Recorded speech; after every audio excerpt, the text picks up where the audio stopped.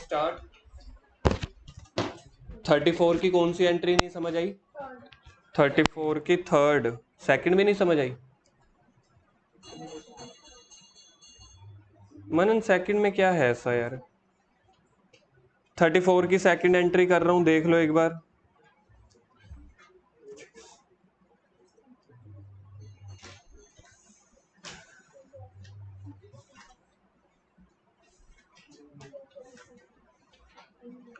Thirty four की second.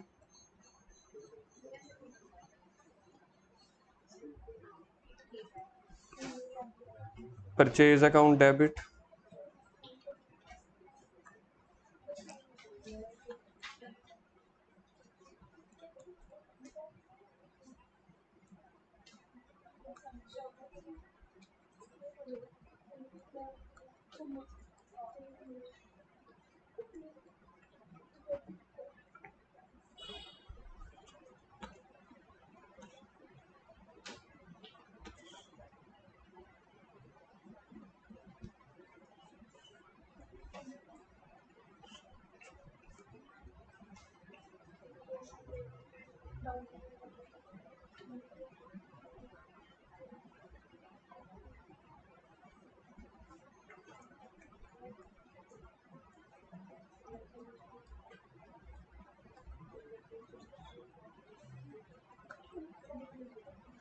जब person का नेम नहीं दिया होता किससे सामान खरीदते हैं तो जर्नल नेम लिख देते हैं, क्रेडिटर।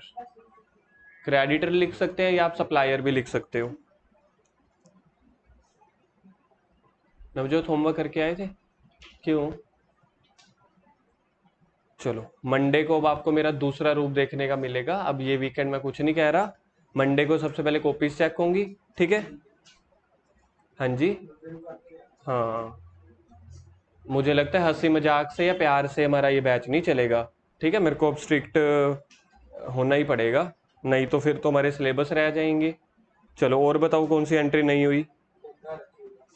हाँ, डंडा भी रखेंगे, साथ में फाइन भी लगेगा। पहले सुन लो, मंडे को कॉपी भी चेक होगी, होमवर्क भी।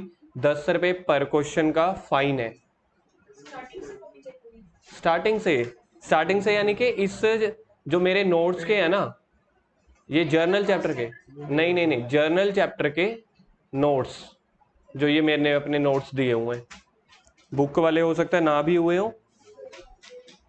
चलो आगे बताओ कौन सी नहीं हुई? हाँ जी, बोल। पेटीएम?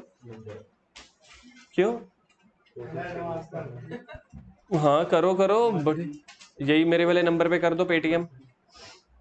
मंथली? मंथली 5,000 रुपये पैकेज, ठीक है? कम है?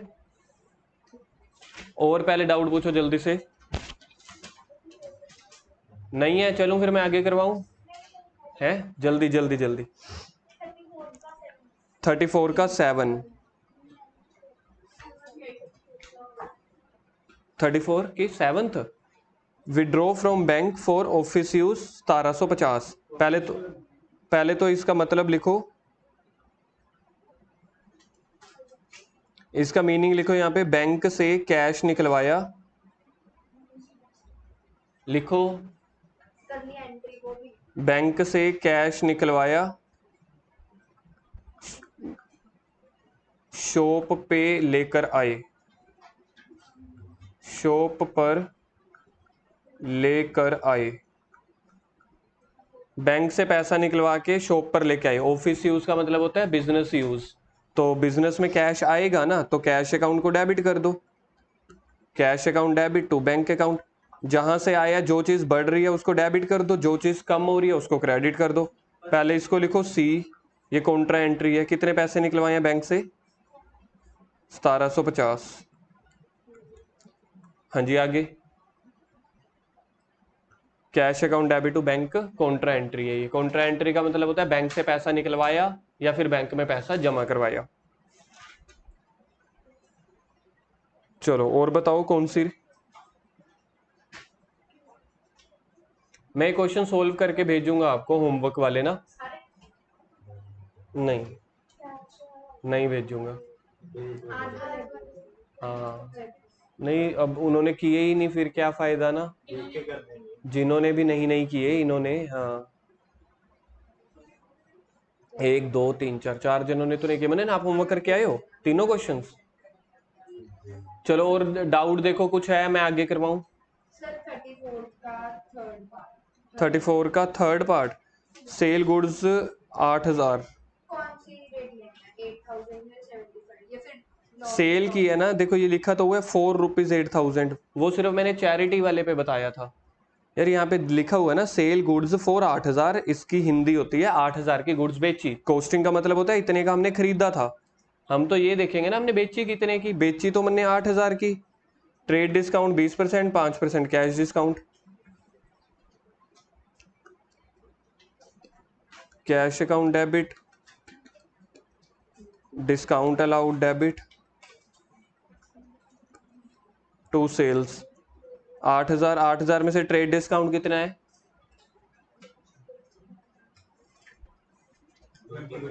20%, तो वो होता है 1600, तो बाकी बच गया 6400। इसमें से कैश डिस्काउंट कितने हैं? 5% है, तो इसमें से 5% माइनस कर दो, वो होता है 320, तो बाकी आ जाएगा 6180।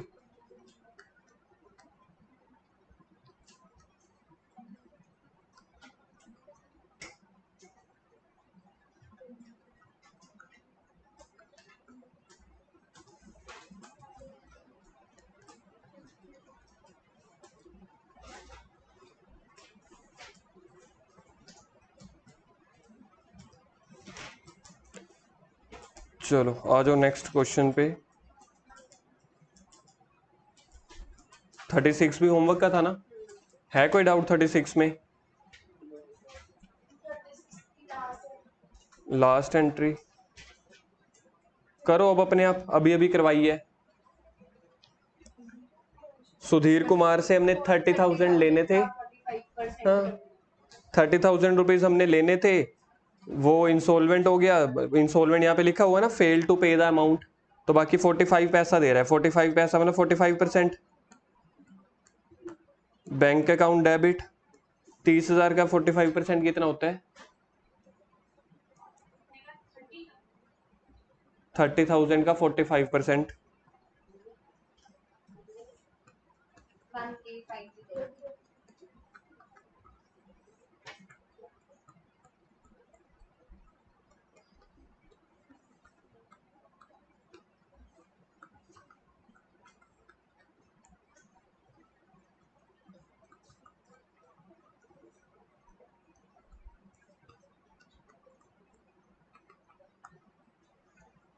पैसा कितना आया हमारे पास? हमारे पास पैसा आ गया 13,500।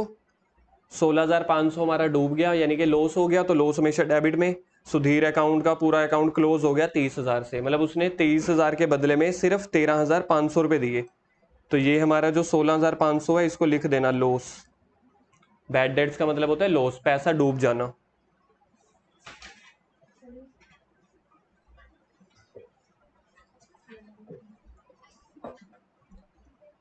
है 36 में कोई और डाउट है या चले आगे?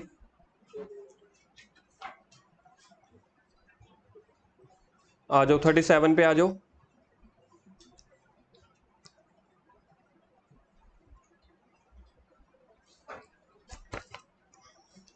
फॉर्मेट बनाओ 37 का।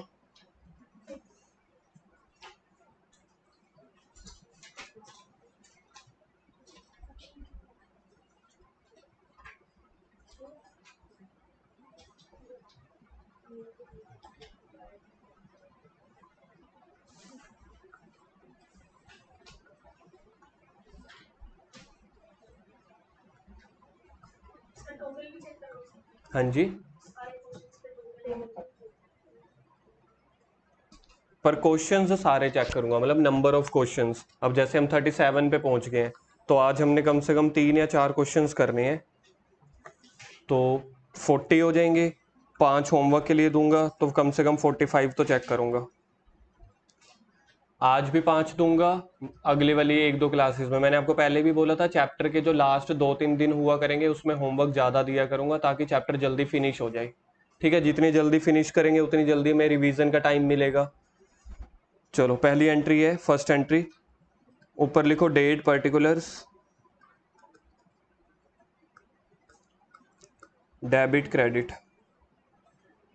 Entry number 1, rent due for 1500। Rent due है या पेड है?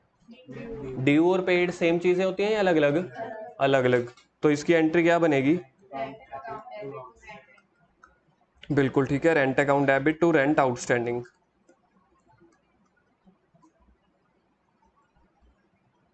1500। नरेशन लिखो, being rent due, being rent due. Entry number 2। Gurkirat first entry आती है आपको, ये वाली जो की है हमने? सेकंड है गुड्स परचेज्ड फॉर ₹5000। ये वाली एंट्रीज नहीं पेपर में आने वाली, जब हमने चैप्टर स्टार्ट किया था ना तब की थी ऐसे हमने, goods purchased.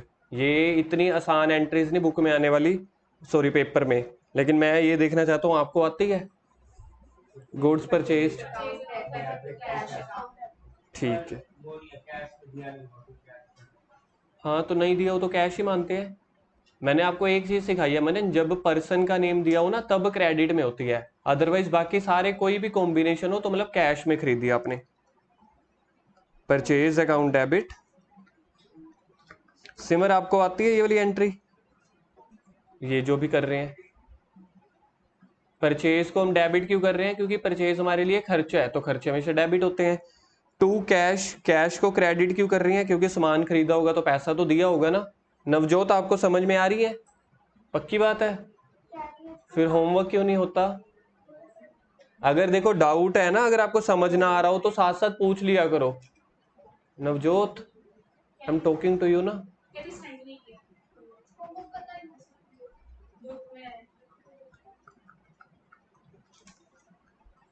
Being goods purchased,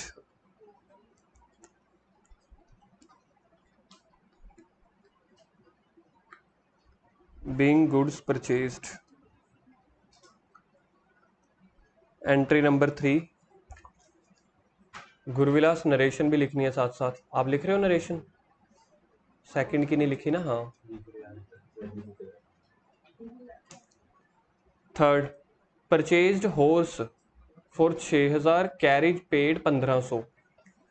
horse को ये मैंने ना आपको बताया नहीं था, जब भी बिजनेस में ना, ये जर्नल वाले चैप्टर में कोई भी घोड़े कुत्ते बिल्लियां खरीदे ना, मतलब horse dog what ever the animal, तो उसको बोलते हैं लाइव स्टॉक है sir. Live, LIVE, live stock. Live stock का मतलब होता है एनिमल्स। ये मैंने नहीं बोला, ये आपकी जर्नल वाली बुक कह रहे हैं, जब भी कोई एनिमल्स हम खरीदते हैं ना बिजनेस पर्पस के लिए। सर बिजनेस पर्पस के लिए इनकी क्या जरूरत है? कई तरह के बिजनेस होते हैं, अगर आप उड़ीसा झारखंड वाली साइड पे जाओगे ना, या विलेजेस वाली साइड पे, अब अब अगर हम विलेज में हैं वहां पे भी तो हम बिजनेस खोल सकते हैं। क्या कभी ये कंडीशन होती है कि शहर में दुकान खोलनी है? तो विलेजेस में कई चीजों के लिए आपको एनिमल्स खरीदने पड़ जाते हैं। मतलब बिजनेस की अपनी अपनी रिक्वायरमेंट होती है अलग अलग, हमें उससे कोई लेना देना नहीं है, मैंने आपको बता दिया। तो कोई भी एनिमल्स होंगे, ज्यादातर यहाँ पे हॉर्स ही आता है हमेशा। तो है तो मेरी एसेट्स ना, मेरी गुड्स थोड़ी है ये, मतलब मैंने इसको यूज करने के पर्पज से खरीदा, ना कि बेचने के पर्पज से। तो इसलिए इसमें मैं दोनों को ऐड कर देता हूँ। एसेट्स में हम हमेशा अपने खर्चों को ऐड कर देते हैं। 6000 प्लस 1500। जैसे अब हमारे जो पिंड वाले बंदे हैं, तो बुफेलोज होती है ना पिंड में, एक बुफेलो का क्या रेट होता है लगभग? 50-50 हजार है ना, 60-60 हजार पे रेट होता है। तो आप सोच के देख लो, इस हिसाब से तो कौन सा ऐसा घोड़ा है जो 6000 का मिलेगा? हाँ, अगर हॉर्सेस होते हैं ना, अगर आपको थोड़ी सी भी नॉलेज है ना, तो हॉर्सेस के रेट हमेशा लैक्स में होते हैं, लाखों में। तो टू कैश अकाउंट, बस आपको ये याद रखना है, एसेट्स होगी तो आप सभी को ऐड कर देना।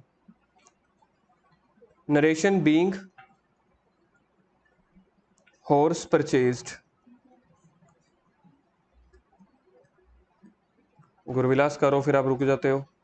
जल्दी करोगे जल्दी खत्म करेंगे यार चैप्टर को।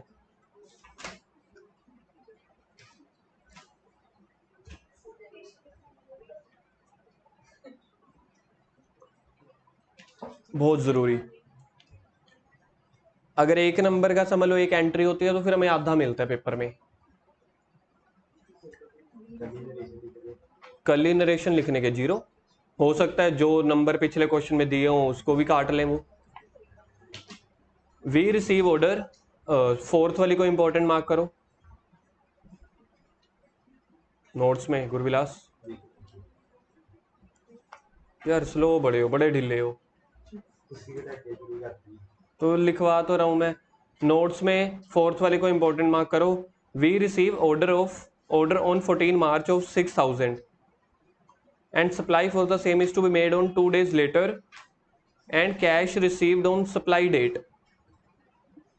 हुआ क्या, 14 मार्च को हमें कोई सी गुड्स का ऑर्डर मिला। सोच के देखो यार, मेरे को किसी ने टेलीफोन कर दिया कि भाई मेरे को ना सामान चाहिए, ना मेरे पास अभी सामान गया, ना मेरे पास कैश आया, ना मेरे पास चेक आया, क्या कोई इसकी जर्नल एंट्री करनी चाहिए? किसी ने फोन पे बोल दिया। अब जैसे मैं अभी एसी लेने गया, मैं 6 दुकानों में घूम के आया, भैया एसी का रेट क्या है, एसी का क्या रेट है, मैं उससे इंक्वायरी करके आया या मैं उसको ऑर्डर दे के आया, क्या मैंने सच में उससे सामान अभी खरीद लिया? क्या मैंने उसको सच में पैसे दिए? तो जब भी ऑर्डर देंगे ना अपन या हमें ऑर्डर मिलेगा किसी कस्टमर से, तब जर्नल एंट्री नहीं करनी होती। जर्नल एंट्री कब करनी होती है? अगर तो ऑर्डर वाली डेट पे वो कोई एडवांस दे जाए, पैसे एडवांस, कि चलो 10,000 की चीज है 2,000 एडवांस रखो, उसकी तो करेंगे। ऑर्डर देने की या ऑर्डर मिलने की कोई एंट्री नहीं होती। अब हम देखते हैं क्या है। We receive order on 14 March, 14 March को 6,000 का ऑर्डर मिला। Supply for the same is to be made, supply का मतलब है सेल। अगर हमें ऑर्डर मिला तो हम सामान बेचेंगे ना। Supply for the same is to be made on 2 days later and cash received on supply date. तो कह रहे हैं सप्लाई वाली डेट पे हमें क्या कहते हैं, सप्लाई यानी सेल वाली डेट पे हम सामान बेच देंगे, पैसा मिल जाएगा। तो यहाँ पे लिखो फोर्थ की नो एंट्री, ये आपने लिखने हैं ऑन ऑर्डर डेट। तो ऑर्डर डेट पे आपने कोई एंट्री नहीं करनी। आपको जो पेपर में नंबर मिलेगा वो ये लिखने का मिलेगा, no entry on order date. हाँ जी, हमें किसी कस्टमर ने ना ऑर्डर दिया 14 तारीख को कि मेरे को ना सामान भिजवा देना 16 तारीख को, मैंने कहा भिजवा दूंगा, बस ये हुई है। तो फिर उसकी कोई एंट्री नहीं करते, क्योंकि ना मैंने पैसा दिए, ना मुझे पैसा मिला, ना मैंने सामान बेचा। सामान कब बेचा? 2 दिन के बाद 16 तारीख को, आफ्टर 2 days। आफ्टर 2 दिनों के बाद मुझे कैश मिल गया, मैंने सामान बेच दिया। Cash account debit to sales account.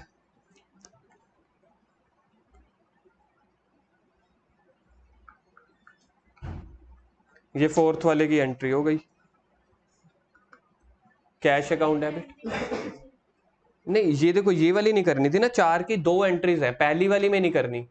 फिर दूसरी वाली तो 2 दिन हो गई, 2 दिन के बाद मैंने सामान बेच दिया था और पैसा मिल गया, तो पैसा मिल गया तो cash account debit to sales account. तभी तो यहाँ पे लिखा है आफ्टर 2 days। 14 तारीख को नहीं एंट्री की हमने, 16 को की है।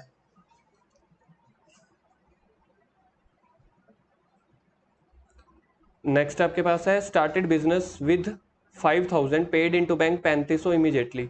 मैंने 5,000 का बिजनेस स्टार्ट किया, 3,500 रुपये साथ साथ बैंक में जमा करवा दिए, तो मेरे पास कैश में कितना आया? कैश अकाउंट डेबिट 1,500, बैंक में कितना चला गया? 5,000, सॉरी 3,500। टू कैपिटल, बिजनेस जब भी स्टार्ट करते हैं तो उसको बोलते हैं कैपिटल।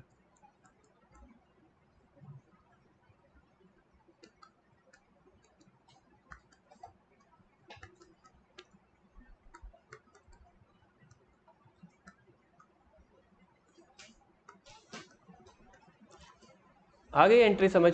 5,000 में से 1,500 रुपये हमने कैश में रख लिए, बाकी 3,500 रुपये बैंक में जमा करवा लिए, इसलिए कैश के सामने लिख दिया 1,500, बैंक के सामने लिख दिया 3,500।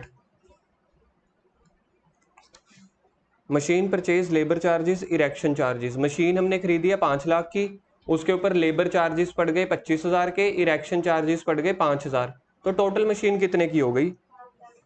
5,30,000 की। मशीन में तो हम सारे के सारे खर्चों को ऐड कर देते हैं ना, कोई भी एसेट्स हो, जैसे अभी हमने हॉर्स का लिखा था तो हॉर्स में भी हमने 1,500 ऐड कर दिए थे ना, तो कोई भी एसेट्स है उसके खर्चे सारे ऐड कर दो। क्रेडिट पे खरीदी है ये, कैश पे, कुछ नहीं दिया हुआ तो कैश पे। Machine account debit to cash account.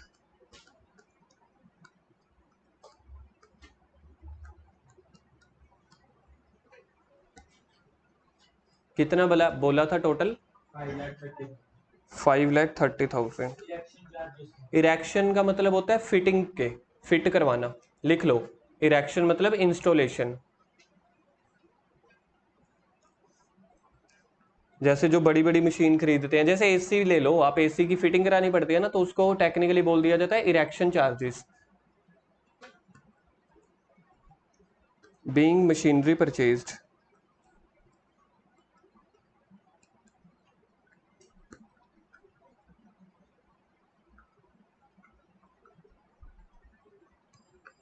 Entry number 7, cash received 2500 from the debtors which previously return off. Divya try करोगे 7th एंट्री क्या बनेगी?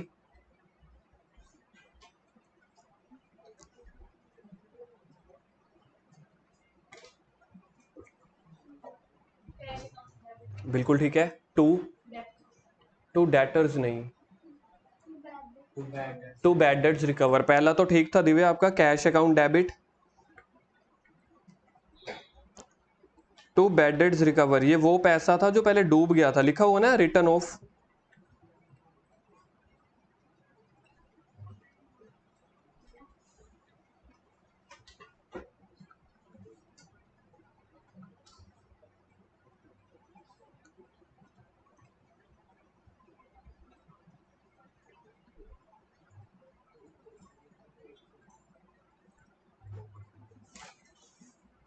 नरेशन लिखो, being cash received and bad debts recovered.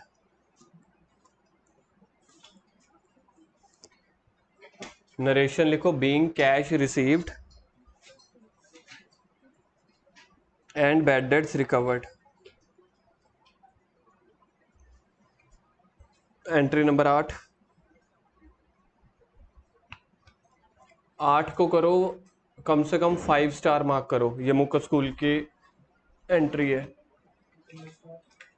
5 star. Chocolate नहीं, सिर्फ डालने हैं आपने 5 स्टार। इंपॉर्टेंट मार्क करो जी 8th वाली को। 8th वाली एंट्री क्या है? Goods purchase from T and supply to R. दो एंट्रियां तो यहाँ पे बन गई, एक बंदे से सामान खरीदा, दूसरे को बेच दिया। अब उसके बाद पढ़ो, out of which R returned goods. हमें आर ने क्या किया? गुड्स वापस कर दिए। और हमने किसको वापस कर दिए? टी को। 4 एंट्रीज होने वाली हैं। सबसे पहले हमने क्या किया? सामान खरीदा है, परचेज अकाउंट डेबिट। किससे खरीदा है सामान हमने? टी से, तो टी हो गया गिवर, तो टू टी अकाउंट 10,000 का। सबसे पहले हमने परचेज की, क्योंकि परचेज हमारा खर्चा था। जब पर्सन का नेम दिया होता है तो मतलब उधार पे खरीद दिया तो उसका नेम आता है। अब साथ साथ देखना आपने किसको बेची है? आर को। तो यहाँ पे भी पर्सन का नेम है, तो पर्सन का नेम है तो R account debit. Cash account debit नहीं होगा, आर अकाउंट डेबिट। आर के ब्रैकेट में लिख देना रिसीवर। तो रिसीवर को हमेशा डेबिट करते हैं, किस रूल के अकॉर्डिंग? कोई बता सकता है? रिसीवर किस रूल के अकॉर्डिंग डेबिट होता है? पर्सनल। बिल्कुल ठीक है। R account debit to sales account. अच्छा, सेल्स किस रूल के अकॉर्डिंग क्रेडिट होती है? सेल्स को क्रेडिट की है नॉमिनल रूल, क्योंकि नॉमिनल रूल कहता है क्रेडिट ऑल इनकम्स। सेल तो मेरी इनकम ही हो गई ना, पैसा आया। सामान देखना कितने का बेचा हमने? 15,000 का।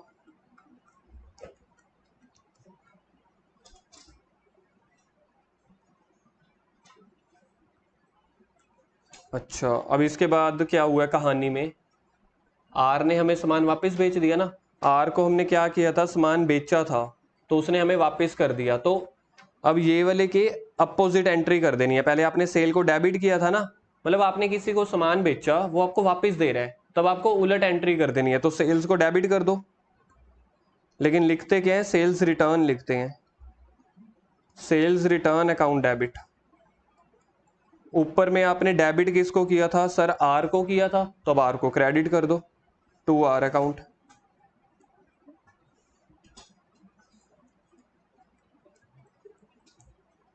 Being sale return by R, R ने सेल रिटर्न कर दी। कहानी खत्म हो गई कि कहानी में अभी क्लाइमैक्स बाकी है? क्योंकि जो गुड्स आई थी अब हम किसको वापस कर देंगे? जिससे खरीदा था टी को। तो पहले आपने टी को क्रेडिट किया था, अब डेबिट कर दो। परचेज को आपने पहले डेबिट किया था, अब क्रेडिट कर दो। उल्टी एंट्री कर देनी है बस। T account debit to purchase return, पहले परचेज लिख लो। ये देखो उल्टी एंट्री हो गई, रिवर्स एंट्री, बस वर्ड साथ में डाल देना रिटर्न।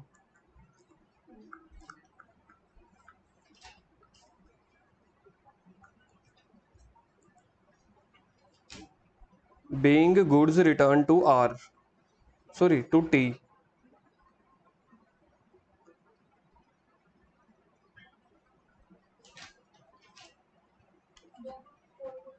हाँ हाँ, वैसे देखो आनी तो कुछ और चाहिए, लेकिन यहाँ पे ना परसेंटेज नहीं दी हुई। वैसे तो देखो कुछ प्रॉफिट के साथ आनी चाहिए, लेकिन कुछ क्वेश्चन ने मेंशन नहीं किया, इसलिए दोनों, मतलब मेरे पास 4000 का सामान आया, मैंने वही 4000 का सामान वापस कर दिया अपने सप्लायर को। Next, S who owed us 10,000 become insolvent gave us 3,000 as the first installment। ठीक है, मतलब एस से पैसे लेने थे, वो इंसॉल्वेंट हो गया, उसने सिर्फ 3000 पे दिए। गुरकिरत क्या एंट्री होगी, करो ट्राई जी। 9th, बोलो बोलो। और इतना रिलैक्स होके नहीं बैठना।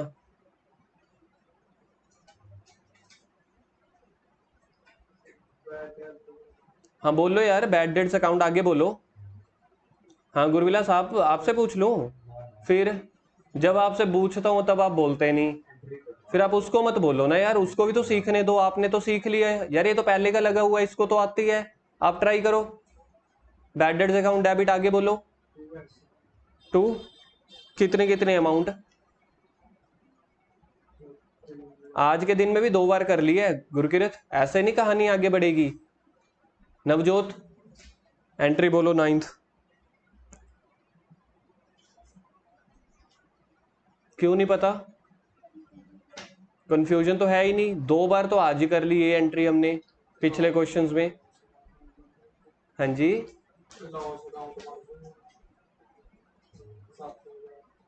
मनन यार फिर डी आर मत बोला करो। हाँ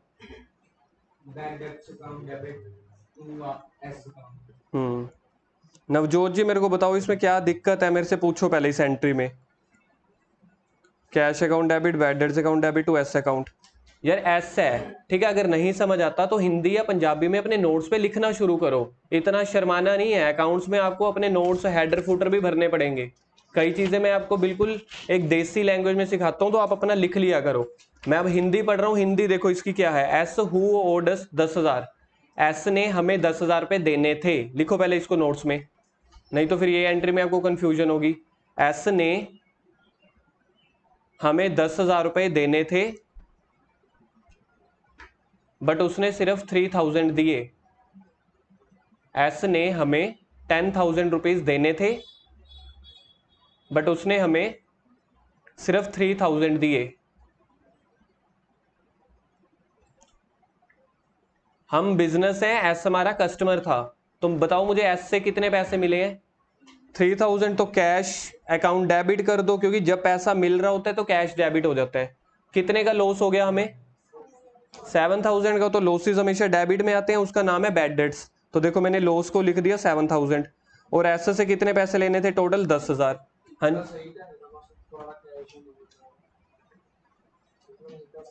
अमाउंट कैसे भरते ਆਪਾਂ? किवें भर लेंदे, किवें भरदे? ये टूटी चो बाल्टी थोड़ी ना भरनी है कि इवें ही भर लेंदे। दसना पड़ेगा ना वो चंगी तरह, नहीं तो नंबर तो कुछ भी नहीं मिलेगा।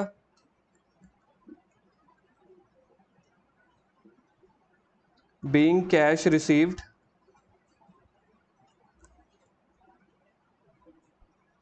फ्रॉम एस,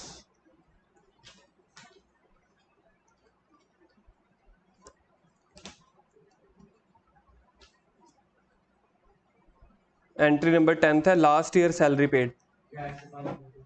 पेड है यार, क्या कैश अकाउंट डेबिट? कैश आ रहा है कि जा रहा है? Salary account. पहले सोच के तो बोला करो मनन। जब भी पैसा आता है तो डेबिट करते हैं। अब यहाँ पे सैलरी डेबिट नहीं होगा क्योंकि ये इस साल का खर्चा नहीं है। देखो वैसे आपको ना क्वेश्चन में दिया होता था सैलरी पेड, तब आप करते हो salary account debit to cash account. Last year का मतलब है जब पिछले साल आउटस्टैंडिंग नहीं रह जाती थी, हम लिखते थे ना रेंट टू रेंट आउटस्टैंडिंग, तो यहाँ पे सैलरी आउटस्टैंडिंग लिखेंगे, सैलरी आउटस्टैंडिंग अकाउंट डेबिट। जब भी लास्ट ईयर की होगी तो सिर्फ सैलरी नहीं आएगा, सैलरी आउटस्टैंडिंग। पिछले साल आप दे नहीं पाए थे, इस साल दे रहे हो। टू क्या करो, सैलरी टू कैश, पे की है यार, पे की है। आप तो एंट्री ऑपोजिट जैसे करते थे उसमें तो हम इधर देखो, चलो छोड़ो, इधर देखो, अब आप टॉपिक सोचो, पहले इसको छोड़ दो, पहले मैं आपको टॉपिक एक सिखाता हूँ। ये फर्स्ट ईयर है किसी साल का, ठीक है। फर्स्ट ईयर में ना एक एंट्री दी हुई है, सैलरी ड्यू, क्या अमाउंट थी लास्ट। हाँ, अब ध्यान से देखते चले जाओ जी कहानी, वरना आपको समझ में नहीं आएगा, ठीक है। फर्स्ट ईयर में ना आपको एक इंफॉर्मेशन दी गई कि सैलरी ड्यू है, एक्टिव खो नहीं जाना, हेलो, हाँ तानू यहाँ, हाँ जी। फर्स्ट ईयर में आपको दिया हुआ था कि सैलरी ड्यू 2500, ये पहले साल की बात हो रही है, ठीक है। अब मेरे को इसकी जर्नल एंट्री बता दो, आपको आती है सैलरी ड्यू की।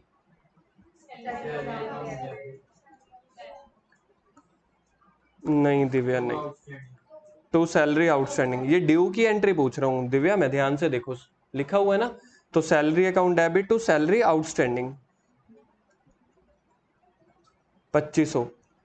ये एंट्री करने का मतलब ये होता है कि हम ना ये कहना चाह रहे हैं कि हमारे पास सैलरी का खर्चा जनरेट तो हो गया। सैलरी का खर्चा जनरेट होने का मतलब क्या होता है, गुरकीरत थोड़ा एक्टिव टेक लेके ना बैठो, तुसी खो जाते हो यार, हाँ एक्टिव होके बैठो।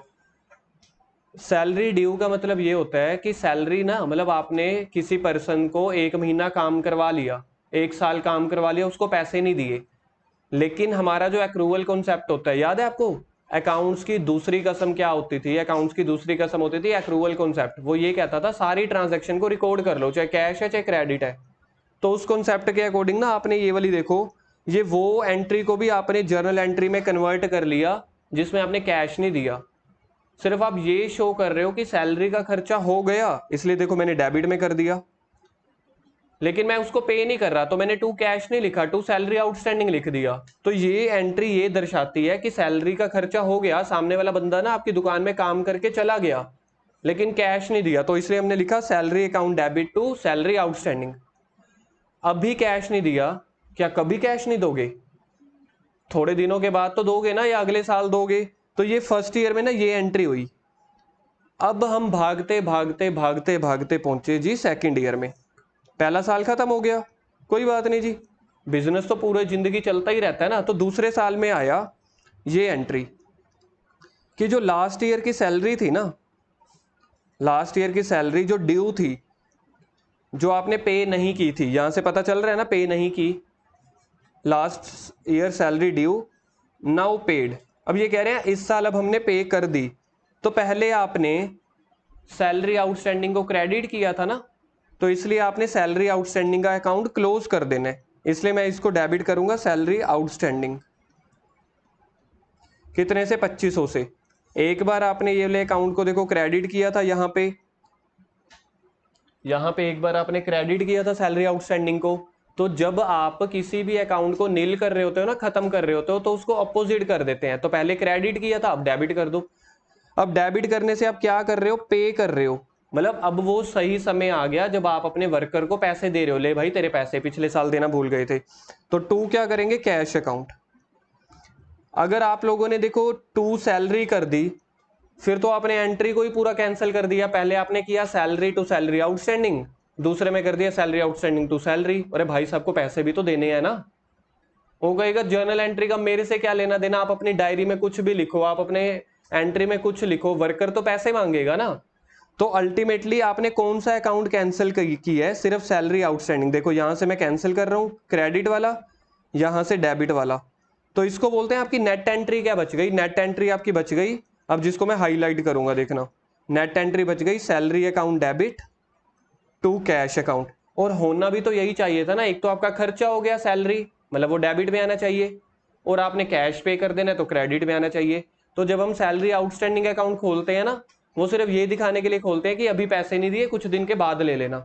फिर सैलरी आउटस्टैंडिंग को क्लोज कर दोगे, वर्कर के साइन करवा लोगे। अगर वर्कर के साइन नहीं करवाओगे वो तो कल को फिर से बोल पड़ेगा। क्या बोल पड़ेगा? सर आपने मुझे पैसे ही नहीं दिए। इसलिए आपको जो अकाउंट आपने खोला होता है उसको बंद भी करना पड़ता है। अब आई चीज समझ में?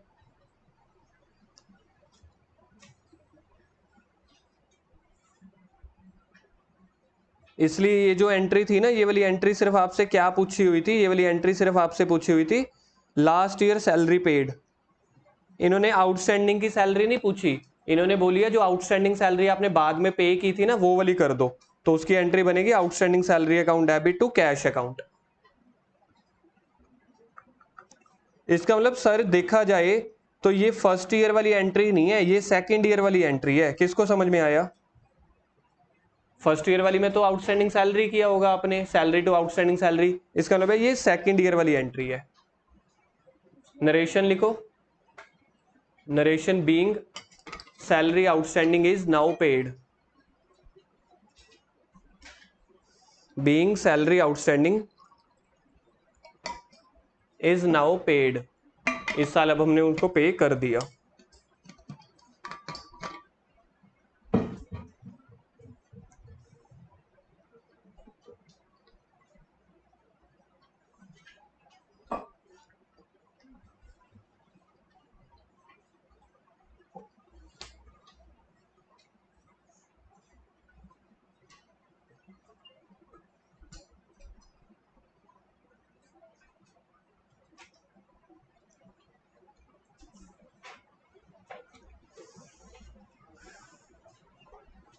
चलो 38 पे आ जाओ। 38 का फॉर्मेट बनाओ। लास्ट क्वेश्चन ही है आज का, क्योंकि बड़े बड़े क्वेश्चंस हैं।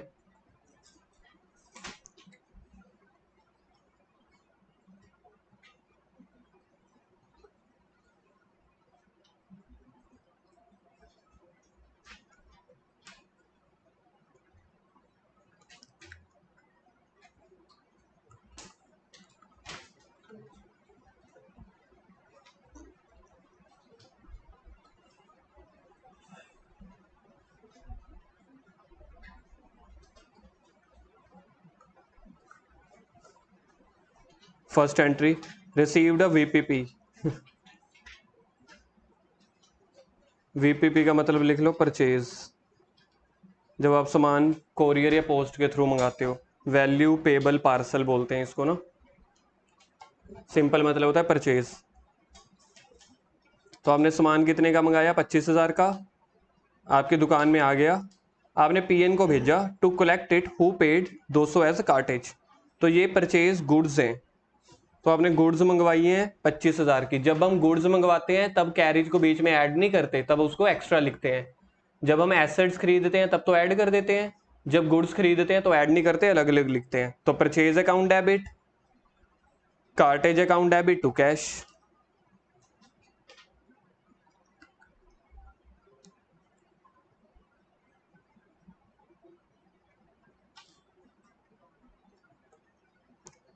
Purchase account debit 25,000,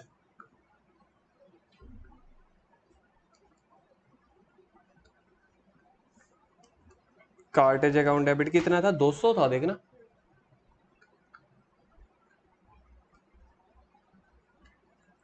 to cash account 25,200। चलिए जी,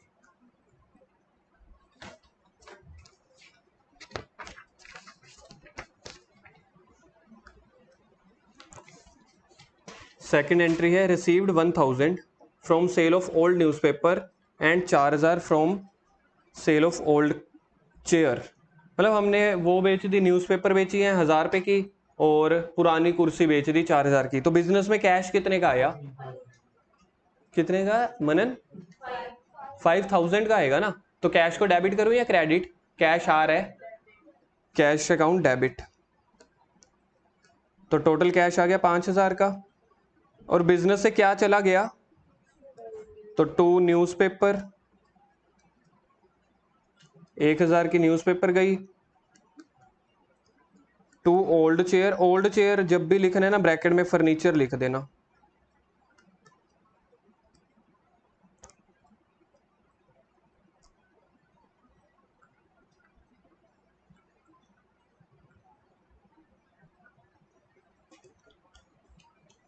entry number 3, goods given as a charity costing 2500, market price 2100। तो आपने गुड्स दे दी चैरिटी पे, चैरिटी अकाउंट डेबिट, चैरिटी के ब्रैकेट में लिख देना एक्सपेंस, चैरिटी अकाउंट डेबिट मेरे लिए खर्चा हो गया। गुड्स दी है ना, तो टू क्या लिखूं, परचेज। To purchases account.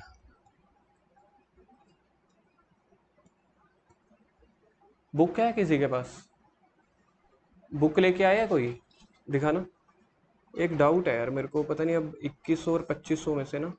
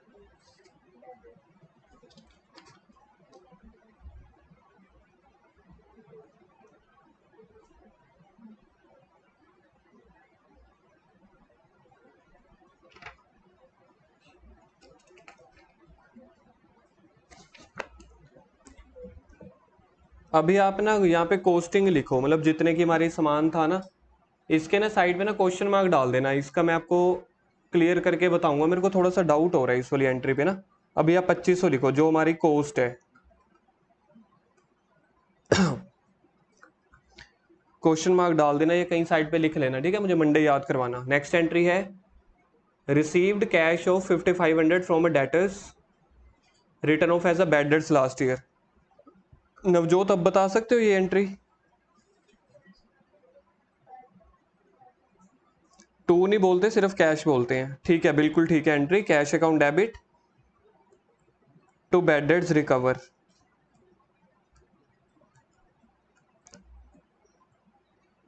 कितने पैसे हैं, 5500।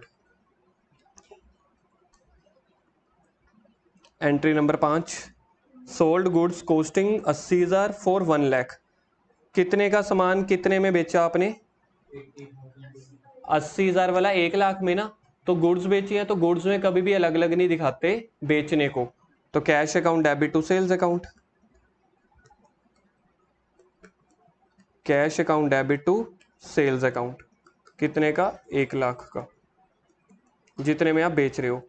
यहाँ पे अपोजिट है, जब हम गुड्स बेचते हैं तब तो इकट्ठा दिखाते हैं, लेकिन जब गुड्स खरीदते हैं तब अलग अलग। मशीन को जब खरीदते हैं तो इकट्ठा दिखाते हैं, बेचते हैं तो अलग अलग। सर हमें बात समझ में नहीं आई, आ गई है, ठीक है। मशीन को बेचने के लिए तो इकट्ठा कर देते हैं, सॉरी अलग अलग करते हैं, खरीदने के टाइम पे इकट्ठा, और जब गुड्स को खरीदते हैं तब अलग अलग करते हैं, बेचते टाइम इकट्ठा, ठीक है। चलो जी आगे, entry number 6, provide 5000 as interest on capital. कोई बताएगा क्या एंट्री होगी, interest on capital on debit to. बिल्कुल ठीक है, इंटरेस्ट ऑन कैपिटल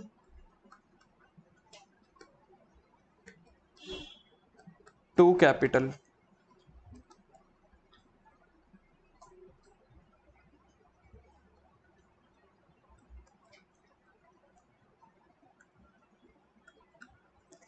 सेवंथ है paid rent for building by cheque, half building is use. Seventh को करो इंपॉर्टेंट मार्क करो, सेवंथ इंपॉर्टेंट, नोट्स में टिक करो, स्टार डालो। Paid rent for building 60,000 by the cheque, हमने बिल्डिंग का रेंट पे किया 60,000 पे, हाफ बिल्डिंग जो थी प्रोप्राइटर अपने यूज के लिए कर रहा था, तो देखा जाए तो आधी तो ड्राइंग्स ही हो गई। समझ गए? बिल्डिंग, चंचल सुन लो, बिल्ड इकट्ठी लाइंस लगा दी करो एक ही बार।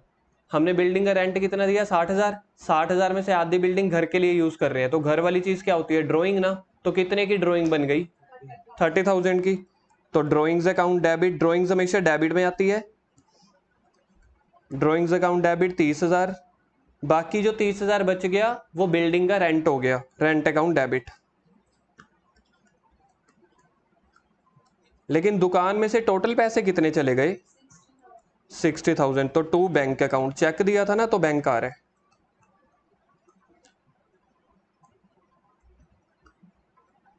गुरकिरत क्वेश्चन खत्म होएगा ना, ए एंट्री दोबारा पूछूंगा मैं ਤੁਹਾਡੇ ਕੋਲ 7th। एक बार समझ लो, समझ आ गई है? याद नहीं करनी। ड्राइंग को डेबिट क्यों किया है? क्योंकि ड्राइंग हमेशा डेबिट होता है, क्योंकि वो रिसीवर हो गया एक तरह से। रेंट को डेबिट क्यों किया, कोई बता सकता है? रेंट को यार, क्योंकि रेंट हमारा एक्सपेंस है। मनन आज आपको क्या हो गया है? आज आप आंसर अपोजिट डायरेक्शन में क्यों दे रहे हो? मैं पूछ रहा हूँ पूरब, आप बताते हो पश्चिम। Entry number 8, paid insurance charges for above building 4500। अब देखो 8th वाली एंट्री के साथ ना आप ये भी बनाओ। अब ये ऐसा डेंजरस हाथ बनाओ, और ऐसा डेंजर का साइन बनाना आता है आपको? देखो मैं कैसे बना रहा हूं डेंजर का साइन, पहले सर्कल फिर ऐसे। मतलब ये और भी ज्यादा इंपॉर्टेंट एंट्री है।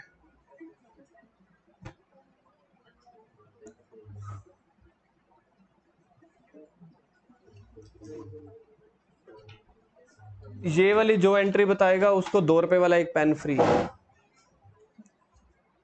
ये वाली एंट्री बताओ कोई, उसके लिए ये पेन है। कैप नहीं लग रही?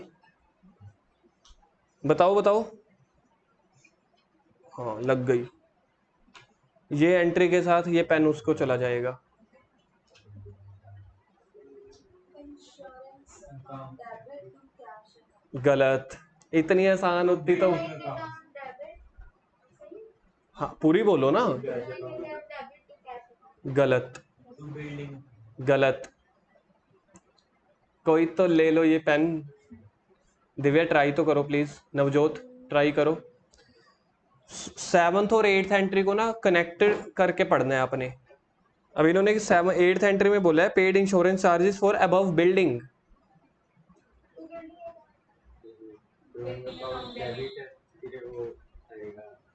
गुरविलास पहुंच रहा है ट्रैक पे, सही बोल रहे हो, सही।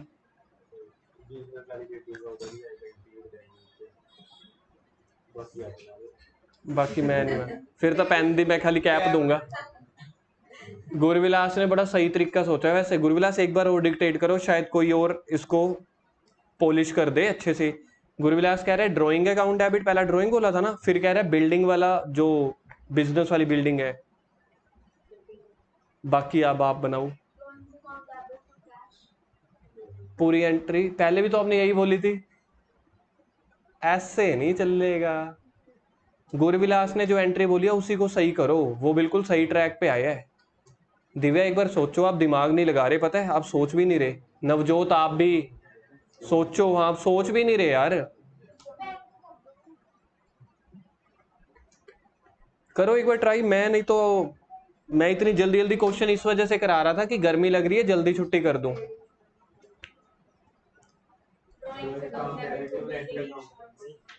फिर नहीं, गलत है वो दिव्या आपकी। गुरकिरत तुझसे भी दिमाग लगाओ यार, खाना नहीं खा के आए आप लोग, थोड़ा सा एनर्जी लगाओ। इन्होंने क्वेश्चन ने क्या बोला है? इंश्योरेंस है पूरी बिल्डिंग के लिए, और बिल्डिंग कहां कहां पे यूज कर रहे थे आप? आधी दुकान पे और आधी घर पे।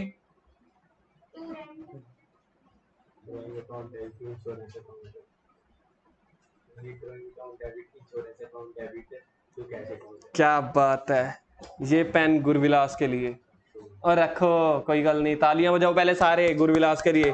ये बहुत सही एंट्री बोली।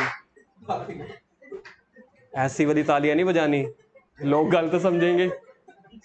अब देखो यहां पे देखो, अब इन्होंने क्या बोला है, अब ध्यान से देखो। इन्होंने सबसे पहले 7th एंट्री पढ़ो, यहां से समझो। इन्होंने बोला था 7th एंट्री में कि हमने रेंट दिया बिल्डिंग का 60,000 का, जबकि आधी बिल्डिंग हम रेजिडेंशियल का मतलब होता है घर, तो आधी बिल्डिंग अगर आप घर के लिए कर रहे हो तो आधी बिल्डिंग दुकान के लिए होगी ना। तो ऊपर आपने क्या किया था, खर्चे आधे आधे नहीं बांट दिए थे, drawing account debit, rent account debit. तो जो इस बिल्डिंग का रेंट जा रहा है उसको भी तो आधा आधा करोगे, क्योंकि वो रेंट जो जाएगा, इंश्योरेंस जाएगा, आधा तो घर के लिए हो गया वो इंश्योरेंस, आधा दुकान के लिए हो गया। तो जो घर के लिए हो गया उसको ड्राइंग बोलेंगे, दुकान के लिए हो गया उसको इंश्योरेंस बोलेंगे।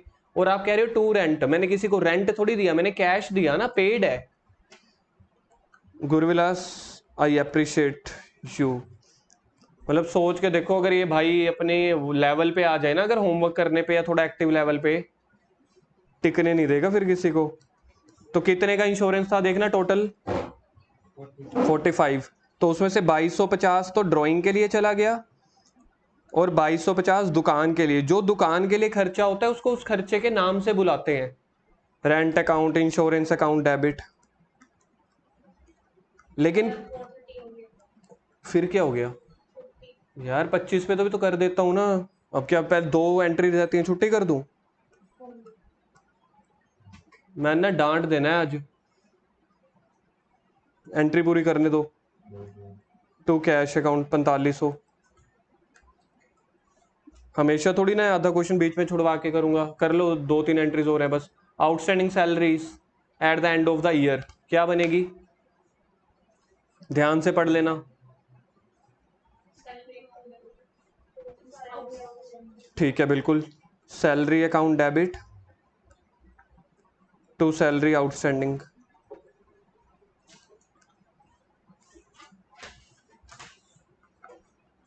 12,000। Next year rent paid, next year का मतलब क्या होता है, प्रीपेड या आउटस्टैंडिंग? नेक्स्ट ईयर का मतलब प्रीपेड। और आपने अभी पे कर दिया ना, तो prepaid rent account debit to cash, prepaid rent account debit, क्योंकि अभी अभी आपने पे किया है, साफ लिखा हुआ है next year rent paid. Paid का मतलब है अभी अभी कैश दिया, तो टू कैश अकाउंट।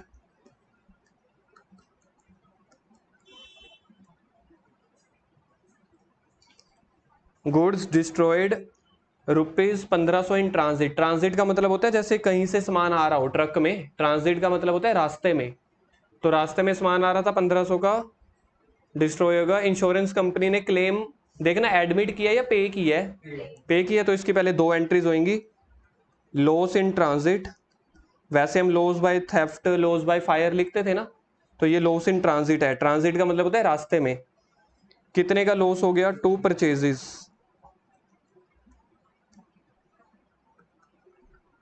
1500।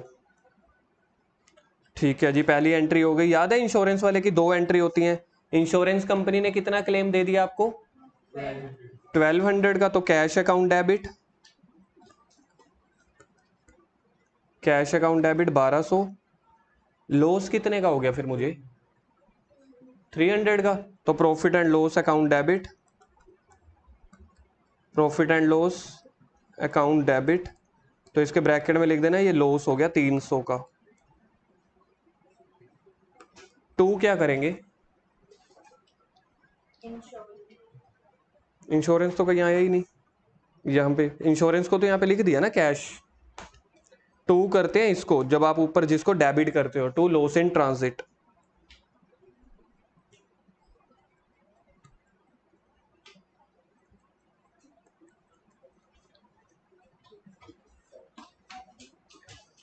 होमवर्क आपके पास है, अभी कौन सा किया हमने,